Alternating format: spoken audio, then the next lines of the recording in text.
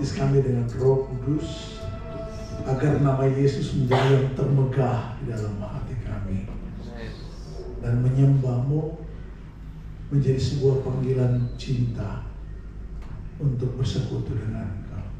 Bapa, tolong hamba-Mu untuk meninggikan nama-Mu lewat pemberitaan firman, sehingga kami semua diperlengkapi dan diutus untuk menceritakan kasih dan kuasa-Mu.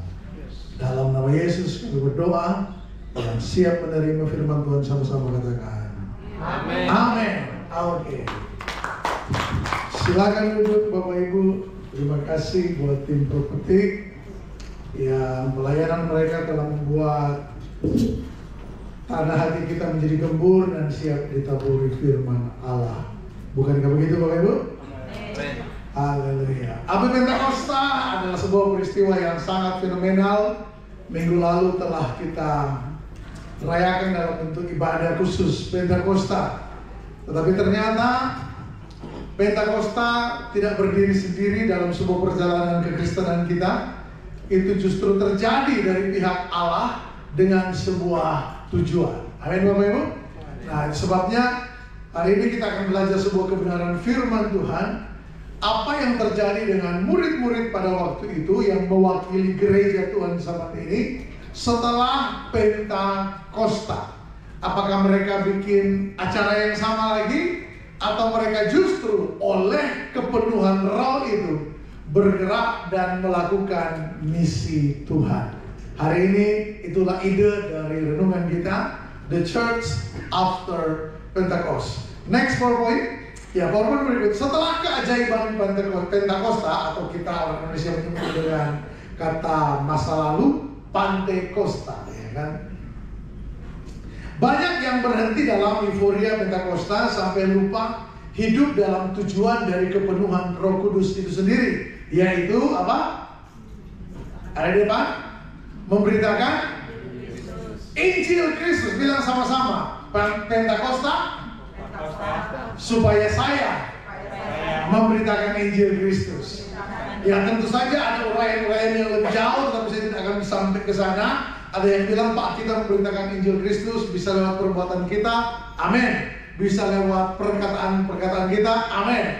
Bisa lewat kesaksian-kesaksian kita, menggunakan semua platform yang ada, amin. Untuk itu semua, apapun itu, yang pasti orang yang dikobarkan oleh Roh Kudus, mereka akan memberitakan Injil Yesus Kristus. Nah, pertanyaannya kemudian adalah apa isi dari Injil itu? Nah, itulah yang akan kita renungkan. Kisah Rasul pasal 3 ayat 1 sampai 6. Mari kita baca bersama-sama. Oke, sudah ada di screen di depan? 2, 3. Pada suatu hari menjelang waktu sembahyang, yaitu pukul berapa? Pukul 3 petang, ibadah yang terakhir setiap hari orang Israel memasuki malam. Karena bagi mereka jam 6 sore itu adalah malam. Di situ ada seorang laki-laki yang ya, bisa baca dengan sedikit bersemangat Bapak Ibu? Ya, sejak lahirnya sehingga ia harus diusung. Tiap-tiap hari orang itu diletakkan dekat pintu gerbang bait Allah yang bernama Gerbang Indah. Untuk apa? Wah, meminta sedekah kepada orang yang masuk ke dalam bait Allah. Di sini kita melihat ada pemandangan yang tidak indah di depan gerbang indah. Bukan orang lumpuhnya yang bikin tidak indah, tetapi apa yang dia lakukan. Betul ya? Dia meminta sedekah kepada orang yang akan masuk ke dalam bait Allah. Saya curiga bahwa begini, kenapa dia menggunakan momentum itu? Karena dia berpikir orang yang pergi ke gereja biasanya 2 kali lebih murah hati dibanding sedang tidak pergi ke gereja. Itu kecurigaan saya aja, bisa setuju bisa tidak, ya kan? Ya, karena buktinya dia ada di depan, pas di depan bait Allah, ya kan? Saya juga tadi agak lebih murah hati dibanding biasanya, ya kan? Pas keluar dari rumah udah berhadapan dengan, saya baru sadar ya, Bekasi ini, kota kita tercinta ini, ternyata adalah kota 1000 paoga. Itu ya, banyak banget ya. Ya saya, iya ya. Saya mau, kan ada program alternatif dari klaster rumah saya itu untuk sampai ke sini kan. Ya, untuk minimal ke jalan utama, Jalan Narogong Raya. Tahu Jalan Narogong Raya? Ya. Waduh, Ternyata banyak juga ya. Nah, itu jadi prihatin. Tadinya saya menghakimi, tetapi saya pikir ya mungkin karena tingkat pengangguran di Bekasi sedang tinggi dan itulah pekerjaan terbaik daripada mereka melakukan kejahatan. Oke. Nah, tetapi minimal saya bersaksi kepada Anda bahwa tadi pagi saya sedikit lebih murah hati dibanding hari-hari biasanya. Ya, kalau Senin sampai Sabtu kita kembali ke settingan awal pelit medit. Ketika orang itu melihat bahwa Petrus dan Yohanes hendak masuk ke bait Allah, ia meminta apa? Sedekah. Ya, ketahuan tujuannya langsung ya. Oke, mereka Petrus dan Yohanes menatap dia dan Petrus berkata sama-sama, lihatlah kepada kami. Dan yang terjadi selanjutnya baca.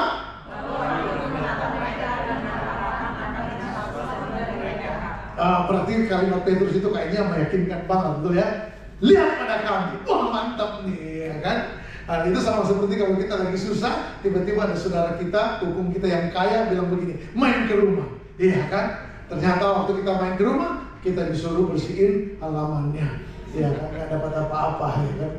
Dan satu kali saya baca sebuah cerita, ada orang kaya, dia lihat ada orang yang begitu miskin. Katanya begini Bapak Ibu, di Korea Utara itu saking tinggi jurang ketimpangan sosial begitu tinggi, ada warga negara di sana yang menjadikan rumput sebagai sayuran buat dimakan.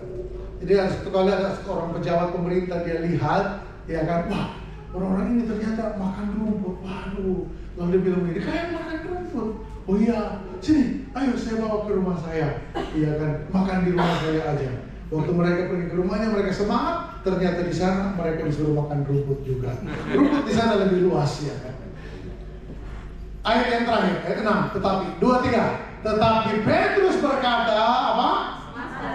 Emas dan perak tidak ada padaku. Bilang sama-sama, kayaknya Petrus senasib sama buah, ya kan? Ya. Emas dan perak tidak ada padaku, tetapi apa yang kupunyai ku berikan kepadamu. Nah, apa yang dipunyai oleh Petrus dan Yohanes? Demi nama Yesus Kristus orang Nazaret itu berjalanlah. Pengenaan kata tempat Nazaret menunjukkan bahwa orang lumpuh ini pasti pernah mendengar kisah tentang Yesus dari Nazaret, dan bahkan itu adalah sebuah peristiwa atau berita yang familiar di zaman itu. Nah, mari kita kupas satu persatu ayat ini. Mulai dari bagian yang pertama, ayat 1-3, next point. Ada sebuah pemandangan di depan gerbang indah yang langsung memberitahu kepada kita pesan di balik itu, bahwa rupanya dalam segala hal orientasi hidup manusia selalu tentang apa yang dapat menguntungkan bagi dirinya. Kita ini akan lebih mudah berpihak kepada apa yang dapat membawa keuntungan bagi kita. Orang jujur bilang, gak ada yang bilang amin ya? Kita ini akan lebih mudah loh saudara, kalau diperhadapkan pada sebuah peristiwa yang satu atau pilihan yang satu merugikan Anda, pilihan yang kedua menguntungkan Anda. Kira-kira Anda akan pilih yang mana? Menguntungkan. Oh ya, terima kasih. Amin. Haleluya, saya masih pulang aman ya Pak ya. Loh, kita ini mudah, tenang aja. Jemaat Anda tidak sendiri, pendeta pun bisa seperti itu. Kecuali tiba-tiba hati kita diinterupsi oleh Roh Kudus. Yang sepakat katakan amin. Kalau Roh Kudus tidak interupsi, kita kembali ke settingan kita, bahwa hati kita mudah berpihak pada apa yang mendatangkan keuntungan. Dan ini termasuk juga sampai persoalan kita ke rumah Tuhan. Kisah ini sebenarnya menunjukkan itu. Orang lumpuh ini, dia tidak bisa masuk ke dalam hanya karena apa?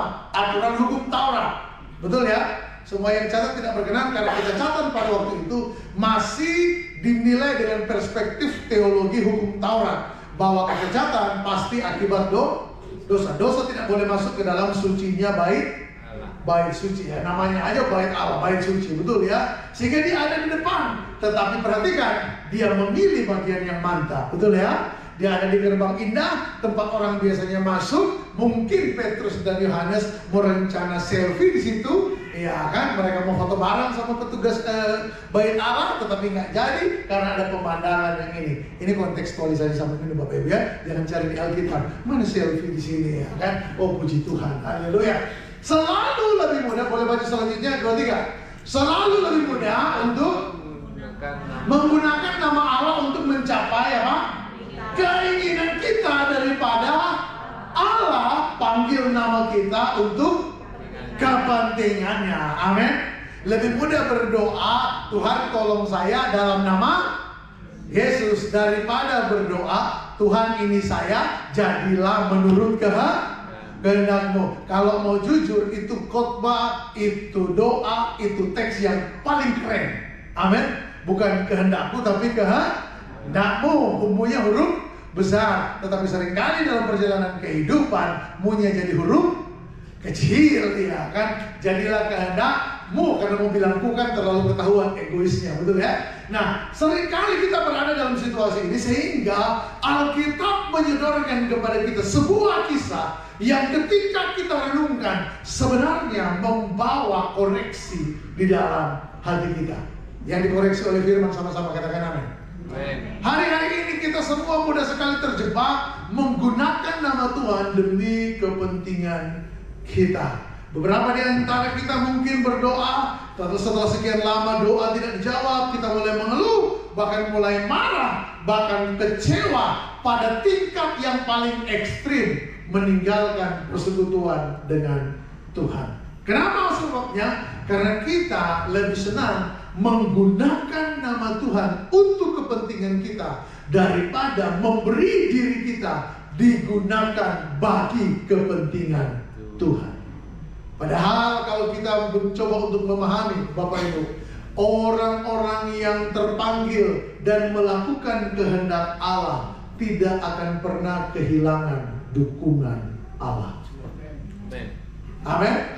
Alkitab mencatat, bahkan sejarah kekristenan mencatat bagaimana Allah mendukung berjalan bersama para pelaku kehendaknya. Mata yang selalu, next point, mata yang selalu tertuju kepada manusia tidak akan melihat Tuhan. Ayat 5 bilang begini, lalu orang itu menatap mereka dengan harapan akan mendapat sesuatu dari mereka. Perhatikan sekarang, bait suci sebenarnya pada waktu itu secara perspektif teologis orang Israel, sekalipun tanpa Yesus, adalah tempat di mana kemuliaan Allah bersemayam. Amin, Bapak Ibu. Mereka sangat mempercayai sakralnya bait suci. Di sana tempat mereka berjumpa dengan Allah. Tetapi bagi orang lumpuh ini, Allah bukanlah tujuan. Allah hanyalah faktor penambah keuntungan. Karena yang dia sasar adalah kemurahan hati manusia. Kita itu mudah kecewa dalam kehidupan karena mentalitas seperti ini. Kita berpikir kita sedang beribadah kepada Allah, tetapi tanpa kita sadari kita sebenarnya sedang mempesona manusia. Kita sedang mencoba memukau manusia. Kita sedang mencoba mendapat atensi dari manusia. Dan ketika itu tidak kita nikmati, tidak terjadi, biasanya yang jadi sasaran kekecewaan sebelum manusia biasanya adalah Tuhan. Halo, Bapak Ibu bisa ikuti saya? Udah sempat sarapan kan? Ya, saya juga nggak sempat sarapan, makanya jeda ibadah satu tadi diajak makan sama Pak Gembala dan saya makan dengan menjaga kesopanan, saudara ya. Ya, artinya saya makan nambah tadi ya kan? Kan orang yang makan sopan itu nambah, betul ya? Ya kan? Yang makan malu-malu justru nggak sopan. Jadi pulang dari tempat ini paradigma kita balik, amin? Ya kan? Yang makan sedikit itu tidak sopan, yang makan banyak dan nambah itu sopan, amin? Haleluya. Nah, seringkali juga begitu Bapak Ibu. Tadi di slide sebelumnya kita lihat ada konteks yang bilang begini, ada teks yang bilang begini. Bahkan kita itu mencari keuntungan bahkan di dalam bait Allah. Kelihatannya kita cari Tuhan, tetapi tanpa kita sadari hati kita terarah kepada apa yang dapat manusia berikan kepada kita. Pengkhotbah juga bisa salah hati. Hati kita ini hati-hati. Amin. Hati, loh, saya kasih tahu ya, pergumulan para pengkhotbah itu. Pernah ketemu nggak sama pengkhotbah yang selalu terganggu dengan situasi jemaat? Pernah nggak? Worship leader yang selalu terganggu dan mudah terganggu dengan situasi jemaat. Kalau dia lihat jemaat bacanya volumenya agak kurang, apalagi aminnya kurang. Kalau kita karismatik, haleluya, amin. Ya kan? Ya, kita gereja yang dipenuhi dengan 1000 amin dan 300 kali haleluya, betul ya? Ya, kalau nggak dengar itu kan ada yang gampang terganggu, betul nggak? Saya pun juga lagi belajar untuk tidak boleh terganggu dengan yang kayak begitu, karena kan saya memberitakan firman Tuhan, bukan jadi cheerleader untuk mengajak Anda ngomong haleluya dan amin. Sepakat nggak? Tapi dalam masa proses belajar itu, kira-kira hati saya ada pergumulan nggak? Betul sekali Pak, terima kasih. Dari ibadah pertama hanya Bapak ini yang teman saya, ya kan? Betul ya. Ada pergumulan ya kan. Ada kalanya kan pengkhotbah, apalagi kita pengkhotbah karismatik, betul ya. Habis bikin satu statement, paling keren kan ada langsung amin, ya kan? Betul ya. Iya, apalagi ada pengkhotbah, ada gereja-gereja. Saya beberapa kali khotbah di gereja-gereja yang modern jemaatnya, lebih modern dari jemaat ini, yang merespon secara aktif pengkhotbah, iya kan? Amin.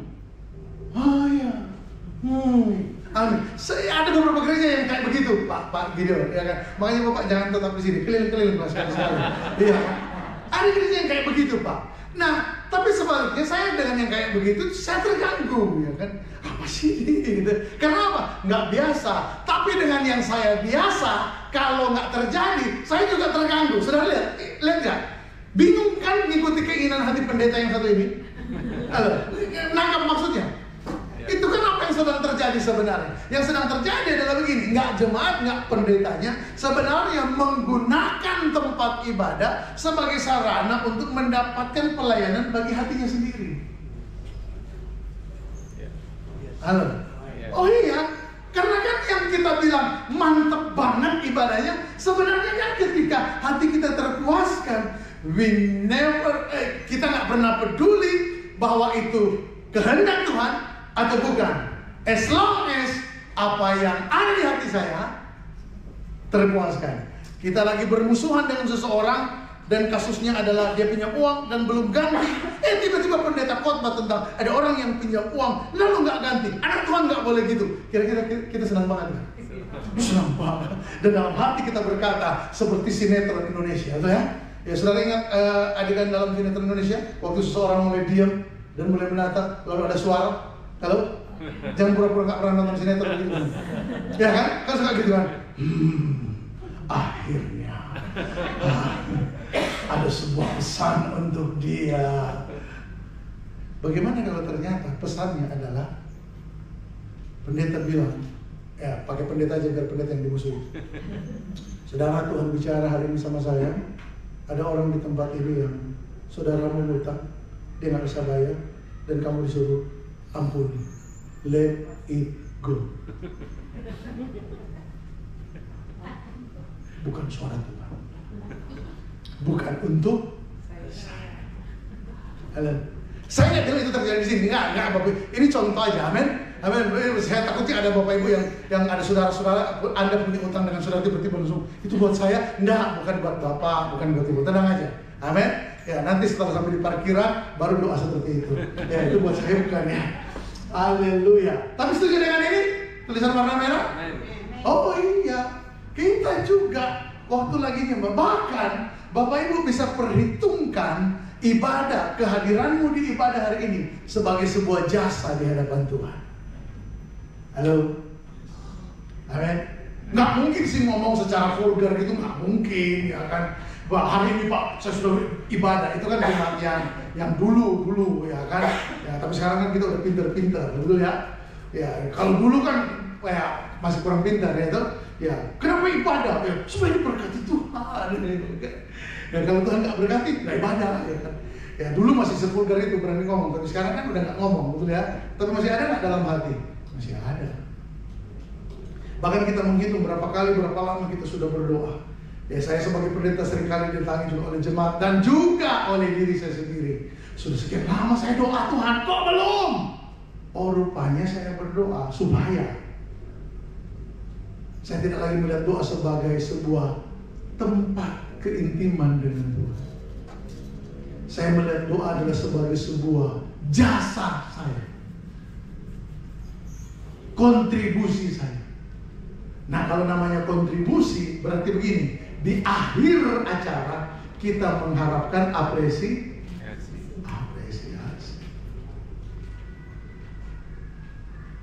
Saya udah ibadah Tuhan, Pak Gembala saya udah pelayanan, saya udah lakukan yang terbaik, saya udah persembahkan gini, saya udah setia. Loh, bagaimana mungkin sesuatu yang harusnya menjadi persembahan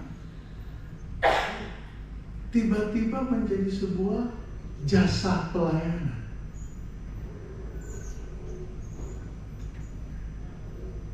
Are you with me? Itu kan semua sebenarnya persembahan, ya kan? Amin. Kan kita ada lagunya, apa tuh lagunya? Sebagai persembahanku, apa tuh? Apa tuh lagunya? Ya, silakan Bapak Ibu ragu-ragu, baik.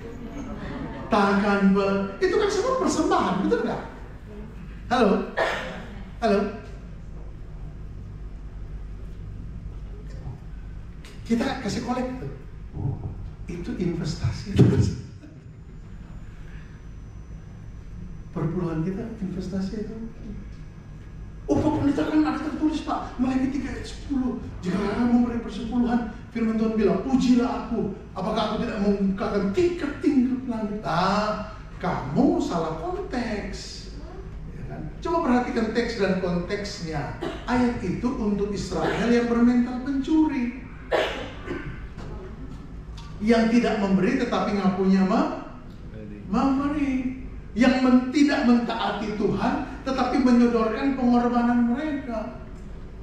Bicara soal persembahan, apapun nama persembahannya, persembahan khusus, persembahan umum, perpuluhan, apapun konteksnya, kita justru belajar dari Abraham.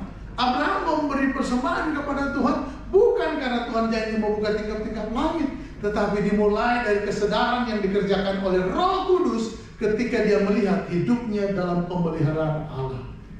Itu sebabnya sepatutnya bagi dia mempersembahkan. Dia berperang dengan bangsa-bangsa yang hendak memusnahkan dia, dan Tuhan beri kemenangan. Bukan karena Abraham hebat, bukan, karena Abraham sedang hidup dalam rencana Allah dan sejarah Allah. Amin. Amin. Berarti Abraham nggak mungkin kalah dong Pak? Nggak mungkin. Bukan karena Abrahamnya hebat, dia sedang ada dalam rencana dan sejarah Allah. Amin, saudara. Tetapi Abraham sebagai orang yang hidup di situ, dia bilang begini, aku nggak punya apa-apa untuk membalas kasih-Mu Tuhan, maka aku persembahkanlah 10% dari semua hasil rampasanku itu. Bukti apa? Rasa syukur. Jadi apapun persembahan kita sebenarnya kan menjadi persembahan syukur. Nah, kalau persembahan syukur berarti kan begini, sebelum kita memberi itu, kita telah menikmati benefitnya. Makanya waktu kita beri apapun pemberian itu, kita tak mengharapkan apa-apa.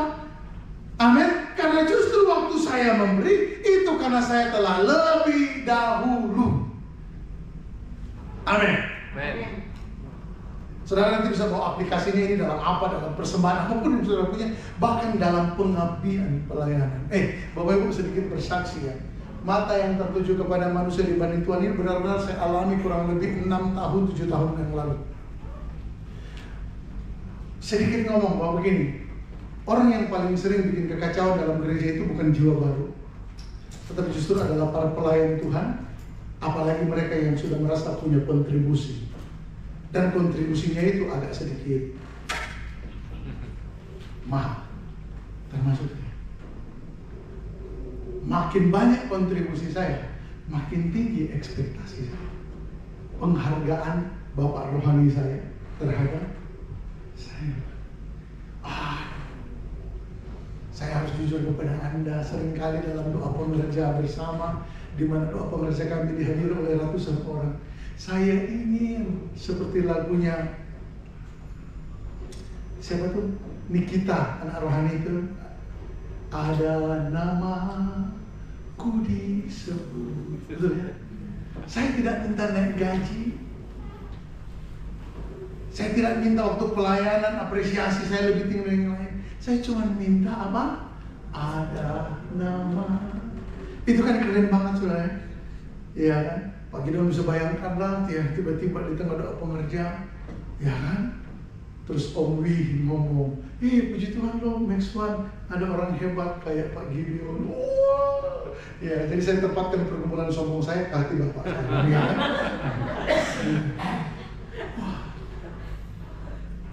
Saudara dapat maksud saya? Wah, aduh itu rasanya. Apalagi Bapak Rohani saya cerita di gereja kita sekarang sudah ada ini pelayanan ini dan for your information itu semua perintisan Om di depan ini. Halo, saya tidak harap saya dapat rupiah dari sini. Pernah dengar ada orang bilang uang nggak ada artinya? Saya ngalami itu, uang nggak ada artinya, tetapi berhala penghargaanku itu yang paling berarti. Saya nggak butuh uang, tapi kalau namaku disebut, aku tunggu itu dari manusia. Tapi itu kan datang dari Tuhan, Pak. Orang harus. Yang penting dari manusia. Ya. Selesai beliau cerita itu depan ratusan pengerja, tidak ada nama aku disebut.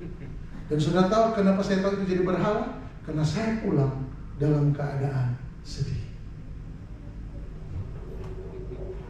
bercampur marah.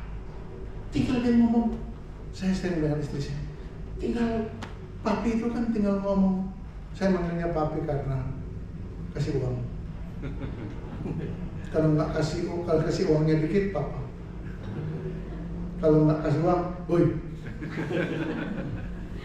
Saya ngomong sama istri saya, tinggal dia menambahkan namaku aja, susah banget. Kan 3 kata, 4 lah. Kita punya pelayanan ini semua, Yori yang rintis. 3 kata bahkan. Betul ya? Masa sulit sih kalau 3 kata itu? 1,5 jam dia ngomong di depan kasih perkara. Waduh, ternyata itu 3 kata berhala. Saya tunggu itu dari manusia. Padahal Alkitab berkata bahwa kalau bukan Tuhan yang membangun kota, sia-sia. Kita nggak bisa harap apapun dari manusia. Sekalipun dalam jenis khotbah yang lain, saya juga akan berkhotbah kepada para ayah, para ibu, jadilah orang yang kudu bisa diharapin. Amin. Amin. Saya juga, ya kan nggak lucu kita hanya karena atas nama jangan berharap pada manusia, terus semua ini adalah orang-orang yang tidak bisa diharapkan, janjian nggak bisa diharapkan, ya kan, komitmen nggak bisa diharapkan, selesailah urusan kita di sini. Amin, paham maksudnya? Oke, next point. Saya terlalu lama di poin ini. Sama-sama kita baca tulisan yang huruf besar semua itu. 2, 3. Pentakosta membuat nama Yesus apa? Sahabat, itu kenapa di ayat yang ke-6 kita ulangi sekali lagi. 2, 3. Tetapi Petrus berkata, emas dan perak apa? Tidak ada padaku, tetapi apa yang kupunyai kuberikan kepadamu. Sama-sama baca. Demi nama Yesus. Sama-sama bilang, demi nama Yesus. Bapak Ibu, saya berdoa nama ini adalah nama yang manis di hidup kita. Nama ini adalah nama yang berkuasa di hidup kita. Lebih dapat diharapkan dari semua nama yang ada dalam list pengharapanmu itu. Amin. Oh ya, saya nggak juga bisa pungkiri, kita nggak bisa pungkiri bahwa seringkali dalam persoalan kehidupan ini kita punya beberapa nama yang kita anggap sebagai yang bisa diandalkan. Betul tidak? Kalau makhluk bumi? Ya. Amin. Nah, untuk anak-anak muda, orang tua mereka, betul ya? Ya kan? Karena waktu mereka sudah waktunya untuk bayar iuran bulanan sekolah, mereka kan tidak mungkin telepon malaikat. Mereka pasti WA papanya, WA mamanya. Amin. Tetapi saya berdoa bahwa begini, oh iya, itu orang-orang yang Tuhan tempatkan di sekitar kita untuk menolong kita. Tetapi hal yang terutama dalam hidupmu bukan sekedar lagumu tentang yang terutama. Yang terutama dalam hidup kita adalah nama Yesus. Orang lumpuh ini waktu melihat para rasul, dia tidak menduga bahwa dia akan mendengar nama itu. Dia sudah sering mendengar nama itu karena Yesus waktu itu adalah nama yang sangat terkenal di zaman itu untuk dicari, untuk dibunuh. Tetapi yang dia harapkan adalah apa? Rasul-rasul ini menjawab kebutuhannya. Aku butuh uangmu, aku gak butuh Yesusmu. Hari ini justru kita belajar ada yang lebih penting dari semua kebutuhan manusia, yaitu nama di atas segala nama. Nama yang daripadanya kita menerima keselamatan, nama yang daripadanya kita menerima kekuatan di saat lemah. Nama Yesus Kristus. Bapak Ibu pulang dari tempat ini bawa nama itu. Nama itu bukan sekedar nama untuk mendirikan gereja. Nama itu bukan sekedar nama yang kau buat dan kau ucapkan di dalam hari ucapan syukurmu. Nama itu adalah segala-galanya bagi hidup kita. Bahkan dalam perspektif Injil, next point, biarlah nama Yesus Kristus menjadi, baca sama-sama, lebih manis dari madu. Amin. Amin. Ada yang bernama madu itu sebenarnya dia minum atau makan sih? Minum ya? Minum ya? Karena ada beberapa teks bilang makan, ya. Minum atau makan? Minum. Nama Yesus lebih manis dari madu. Madu, aduh madu. Siapa yang bisa kalahkan madu? Orang dilarang untuk jangan minum kopi kasih gula. Kalau memang mau yang manis kasih madu. Betapa bermanfaatnya madu itu, amin. Bahkan ada yang bilang begini, setiap pagi sebelum kamu minum air putih atau apapun, minum madu sesendok. Wah, kenapa? Benefitnya luar biasa. Tetapi saya berdoa, sebagaimana apa yang ditulis dalam firman Allah, apa yang Petrus katakan kepada orang lumpuh yang penuh dengan kebutuhan dalam hidupnya, yang engkau perlu adalah namanya. Sehingga begini Bapak Ibu, nama Yesus lebih manis dari madu, lebih berkuasa dari uang, dan lebih mahal dari permata.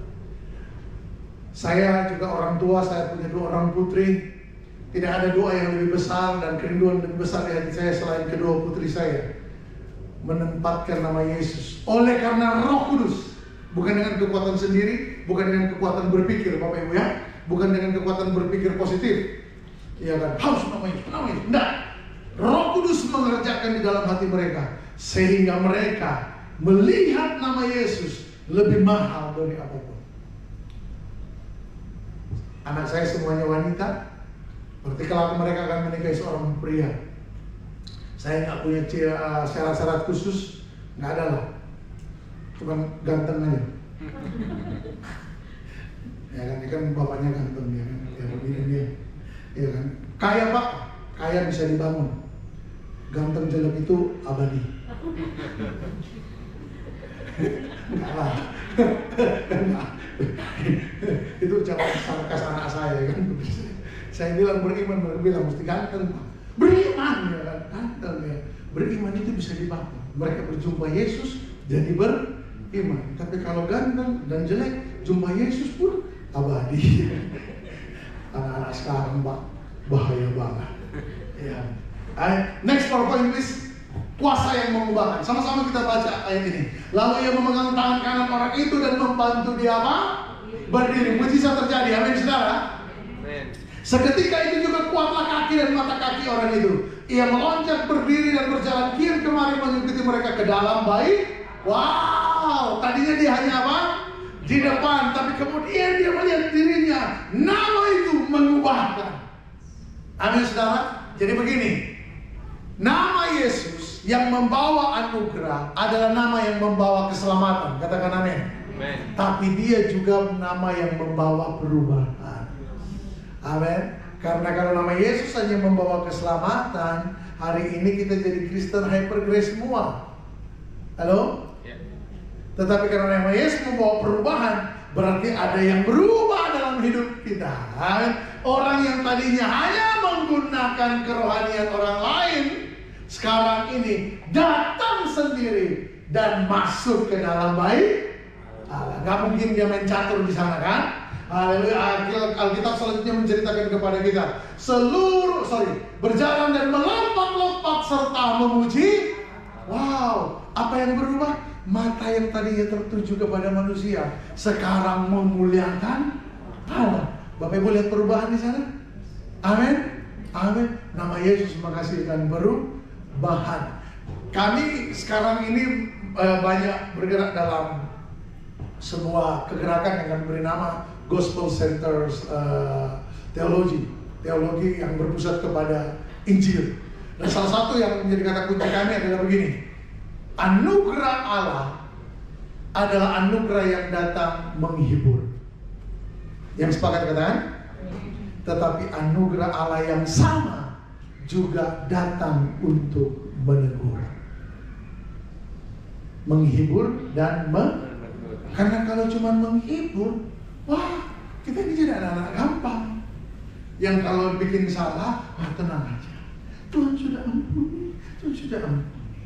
Pulanglah dan jangan berbuat dosa.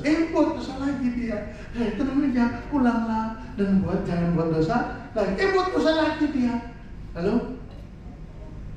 anugerah Allah juga selain menghibur, dia menegur. Beritahukan kepada orang-orang ada konsekuensi menolak nama Yesus. Amin. Amin. Ada konsekuensi memisahkan diri dari persekutuan dengan komunitas orang percaya. Ada konsekuensi menjauhkan diri dari firman Allah. Semua ada konsekuensinya. Tetapi ketika hari ini kita sedang jauh dari Dia, jauh dari firman Allah, anugerah Allah datang dan memanggil kita hari ini. Amin. Boleh kita kasih tepuk tangan buat Tuhan Yesus. Apa yang terjadi? Next. Apa perubahan yang dikerjakan oleh Roh Kudus dalam kehidupan orang ini? Dia berubah. Next. Dari seorang yang sakit dan lumpuh menjadi seorang yang memuliakan Allah. Pakai konteks kita hari ini supaya khotbah ini memenuhi syarat menjadi khotbah ekspositori. Dari seorang yang punya obsesi bagi dirinya sendiri. Saya tambahkan satu kata aja di situ, terkenal supaya gampang dipahami. Tetapi apapun, kita memakai nama Allah untuk guna apapun, tiba-tiba kita diubahkan, sama-sama bilang diubahkan. Menjadi saksi kemurahannya. Ada yang bisa bilang amin? Oh iya saudara, tadinya kita datang mungkin saudara menjadikan ibadah sebagai sarana jasa untuk dapat mengklaim suatu saat kepada Tuhan bahwa aku layak Tuhan berkati, aku layak Tuhan tolong karena aku sudah rohani Tuhan. Tapi tiba-tiba oleh karena Roh Kudus memenuhi hatimu, hatimu dikuasai oleh Roh Kudus, tiba-tiba dia mengerjakan perubahan dalam dirimu. Dari orang yang terobsesi memakai nama Tuhan untuk kepentingan sendiri, tiba-tiba kita menjadi hamba kebenaran, saksi kemurahannya. Amin. Amin. Seperti yang dikatakan oleh John Calvin, seorang teolog, dia bilang begini: Injil bukanlah doktrin berkata-kata, katakan amin. Tetapi doktrin kehidupan. Jadi orang itu kalau bertemu Injil, dia bukan saja bicara tentang kekristenan itu seperti apa, tetapi hidupnya. Amin. Ada yang terjadi dengan hidupnya. Ada hati yang diubahkan. Ada hati yang lebih mengasihi, katakan amin. Ada hati yang lebih percaya. Hari ini masih ragu-ragu, nggak apa-apa. Tetap di dalam Injil Kristus. Injil itu akan mengubahmu. Amin. Selanjutnya dia bilang apa? Injil tidak dapat dipahami hanya dengan akal dan ingatan. Ada di sini yang berusaha habis baca Alkitab bikin ayat hafalan, coba ingat. Ingat nggak? Kalau engkau ingat itu berarti bacaan kemarin. Tapi kalau engkau bacaan yang minggu lalu pasti udah lupa. Halo, pernah punya pemuridan model begitu kan? Di gereja kami lagi saya modul pemuridan itu modul yang Tuhan percayakan untuk saya bikin. Wah, orang baca ingat beberapa ayat kan? Iya. Kalau ditanya, kemarin apa? Wah, hafal, mantap, bicara. 2 minggu lalu apa? 2 minggu lalu apa? Entar lihat dulu. Kita bersyukur Tuhan kita menilai kesetiaan kita bukan pada kekuatan ingatan kita. Amin. Amin. Kalau Tuhan mengandalkan kekuatan kita, celakalah kita bapak-bapak. Amin. Amin Pak. Amin Pak. Bukankah kita dikontrak oleh Tuhan menjadi makhluk yang gampang lupa? Terima kasih untuk ketawanya Bu. Haleluya, nanti ditagih di rumah ke bapaknya Bu. Tetapi dapat dipahami sepenuhnya ketika Injil merasuki apa? Seluruh jiwa dan menembus ke relung-relung hati yang paling dalam. Itu kenapa murid-murid mengalami dibaptis oleh Roh Kudus. Kenapa? Karena Injil harus datang dan sampai ke relung-relung hati mereka. Bukan saja mengandalkan ingatan mereka, tidak, tetapi firman itu dibawa oleh Roh Kudus. Amin, saudara. Beberapa kalimat yang saya sampaikan tadi sebenarnya adalah ayat-ayat Alkitab yang tidak ada di sini, bahkan tidak ada dalam catatan saya. Kok bisa keluar, Pak? Emang waktu persiapan muncul itu? Nggak muncul waktu persiapan. Tetapi kok bisa? Roh Kudus yang mengerjakannya. Amin. Nggak mungkin hanya saya. Aduh saudara, kalau khotbah ini hanya mengandalkan ingatan dan catatan-catatan kaki yang saya punya, percayalah, saudara akan bete. Beberapa dari antara saudara berjuang untuk tidak bete sore dan pagi ini. Amin. Aduh, boleh khotbah yang motivasional gitu, 5 langkah jadi kaya. Amin. 4 cara jadi sukses. Amin, saudara. Iya, makanya kan begini, gereja nggak beda dengan perdukunan sekarang. Cuman bedanya dukun pakai ayam, kita pakai khotbah. Mahasiswa di sini, ya kan, dengar, ya kan. Ada 3 langkah menjadi sukses. Ya setelah dicek, mobil yang dibawa mahasiswa masih lebih mahal dari mobil pendeta yang khotbah. Nah itu kan cuma praktek dukun pindah ke gereja. Dan celakanya menggenapi nubuatan akhir zaman, jemaat menyukai berita seperti itu. Imam-imamnya tidak lagi menyelidiki firman Allah, dia mencari berita apa yang fenomenal.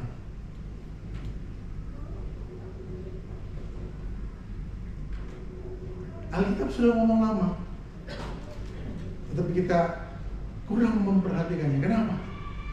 Kita terlalu ditarik pada peperangan tentang pertempuran apa hari ini. Kita lupa ada satu nama yang memberikan jaminan masa lalumu, masa kini, dan masa depan. Nama Yesus. Amin. Saya tadi sempat ingat sedikit penggalan lagunya Brian Darkson dari Vineyard Ministry. Vineyard Ministry ini adalah kelompok musisi yang menyanyikan Injil lewat lagu-lagu mereka. Jadi lagu mereka itu seperti orang khotbah. Jadi liriknya pun luar biasa. Your name is like honey on my lips, your spirit like water to my soul. Your word is the lamp unto my feet. Jesus, I love you. Dan masih banyak lagi. Kalau saudara mau dengar lagu-lagu yang berorientasi pada Injil, saudara boleh cari nanti di YouTube. Kate and Catherine, saudara boleh cari. City Light. Nah, itu saudara boleh cari ya. Ya, saya bukan bagian dari mereka, saudara ya. Saya hanya diberkati dari lagu-lagu mereka. Karena ada lagu gini loh. Anda dengar satu lagu rohani, Kejadian sampai Wahyu ada di situ. Ngerti nggak maksud saya? Tadi itu lagu-lagu cepat kita itu tadi apa tuh bro? Yang pertama itu? Dia Raja. Itu kan Injil itu kan. Amin. Ya, kalau lagu-lagunya kayak begitu kan pendeta nggak kesulitan. Tanpa saudara-saudari, hati saudara tadi boleh dikhotbahin tuh. Amin. Cuman bedanya ya saudara sambil nyanyi nggak bisa sambil ngomong amin gitu ya. Ya kecuali saya aja karena saya kan bukan penyanyi, bukan bertugas penyanyi. Ya ngapain kita hire 2 orang singer tadi itu ya kan? Ya kan mereka bukan mau catwalk di sini toh. Ya kan mereka biar nyanyi, kita biar nanti meresponi. Loh, saya sekarang menyanyikan lagu pujian apalagi ibadah. Saya bukan bertugas singer, betul ya? Ketika saya sedang menunggu pembicara, saya kan juga bangun hati saya. Lewat apa? Lewat lagu. Ketika tadi ada lirik bilang begini, yang termegah apa tadi? Iya, yang bagian megahnya apa tuh? Iya, kau megah bagiku. Saya tahu banget, lirik itu sesuai dengan konteks khotbah saya. Saya pun tanya ke hati saya, John, megah nggak nama Yesus di hatimu? Saudara tahu artinya megah. Ketika saudara lihat sesuatu, wih, megah banget. Masih kayak itu nggak nama Yesus di hati kita? Atau udah ganti Jokowi, Prabowo. Oke guys, ini kenapa jadi politik ya kan? Masih sehebat itu kan? Jangan-jangan beberapa di antara kita kemarin tanpa digaji oleh salah satu paslon, engkau ikutkan ngetik di YouTube yang mengomentari tentang lawan politik. Haleluya. Itu saya tipe orang kayak begitu. Saya udah berdoa, Tuhan biar aku diam, biar aku diam. Nggak diam juga. Ya, apalagi yang nyerang-nyerang ke Kristen. Kalau saya punya banyak komentar, mau TikTok, mau apa, nggak bisa diam, mulutku nggak bisa diam. Begini loh, saya aja dihina, saya nggak diam. Apalagi juru selamatku dihina, dan kepadanya dituduhkan tuduhan-tuduhan yang menjijikan. Ayolah, mana mungkin saya diam? Saya tidak akan angkat parang dan parang leher mereka, tapi saya tidak akan diam. Saya harus menceritakan namanya. Amin. Ya, tentu saja tetap ada seorang istri yang mengingatkan saya, awas kata-katanya, awas katanya. Siap ya, karena kadang-kadang malu orang Indonesia Timur, saudara ya. Ya kan, kita dulu nggak cinta Yesus, tapi cinta agama Kristen. Haleluya. Ya. Jadi kalau Kristen juga ada ya, atau oleh Roh Kudus diubahkan. Cuma maksud saya nggak mungkin diam. Bagaimana mungkin nama yang manis itu dihinakan hinaan yang menjijikan dan saya diam? Apa gunanya Tuhan kasih uang sama saya untuk beli buku teologi? Betul ya, buku-buku yang mahal yang beberapa orang nggak mau beli, saya bahkan dibuat Tuhan mampu beli. Ada saatnya saya nggak mampu beli, dibelikan orang. Kan pasti ada tujuannya Tuhan, amin. Supaya ada orang-orang seperti saya yang tidak diam ketika nama Yesus dihina. Amin. Amin, saudara. Bagi Bapak Ibu, kalau nggak memahami konteksnya, udah nggak apa-apa, diam aja. Langsung tumpang tangan aja. Tuhan, ini orang yang bikin video ini namanya yang ini, ya berkati dia Tuhan. Amin. Amin. Nanti yang memiliki wawasan teologi yang mampu menanggapi, biarlah kami. Amin, saudara. Doakanlah orang seperti kami. Amin, supaya masih hidup 1000 tahun lagi. Ya, mungkin. Closing thoughts. Ya, saya ingin tutup dengan ini. Boleh tim musik sambil mainkan dulu. Jadi rupanya the church after Pentecost adalah gereja yang melihat, mengalami, menikmati nama Yesus di atas segalanya. Amin. Sama-sama kita baca oleh tulisan warna kuning. 2, 3. Pentakosta adalah pekerjaan Allah yang mengubah hidup manusia bagi kemuliaan. Ingat loh, 2 kata terakhir itu signifikan, mengubah kehidupan. Karena kita ini mudah berubah, tetapi berubahnya bagi kemuliaan Allah. Dan kemudian yang kedua, dalam Kristus Dia telah memberkati kita dari hidup yang kehilangan kemuliaan Allah. Itulah yang oleh Alkitab digunakan kata miskin. Jadi miskinnya Alkitab itu adalah sebenarnya begini, orang-orang yang karena dosa kehilangan kemuliaan Allah. Tetapi Allah, perhatikan saya, Allah yang kaya melalui Kristus Yesus mau jadi miskin supaya kita jadi kaya. Apa maksudnya Allah Yesus yang kaya mau jadi miskin? Yesus yang tidak berdosa, penuh kemuliaan Allah. Filipi 2 ayat 1-11 bilang begini, Dia mengambil rupa seorang hamba, bukan pangeran, seorang hamba, lalu taat sampai mati. Mati di mana? Rumah sakit? Bukan, di kayu salib. Apa artinya mati di kayu salib? Mati sejajar di tempat orang berdosa. Dan dia tidak disibukkan dengan klarifikasi. Halo, biarlah keadaan terjadi seperti itu. Supaya apa? Digenapi. Dia yang penuh semarak kemuliaan Allah harus jadi miskin. Supaya kita yang miskin di lubang paling terdalam dan siap ke neraka diangkat menjadi kaya. Makhluk yang penuh dosa diampuni, disucikan, dikuduskan, dimuliakan. Kita jadi kaya. Itulah kenapa, hai gereja Tuhan, biarlah hidupmu setiap hari penuh dengan Roh Kudus, sehingga nama Yesus bersinar terang dan manis di bibirmu. untuk firman Tuhan. Mari sama-sama kita berdoa.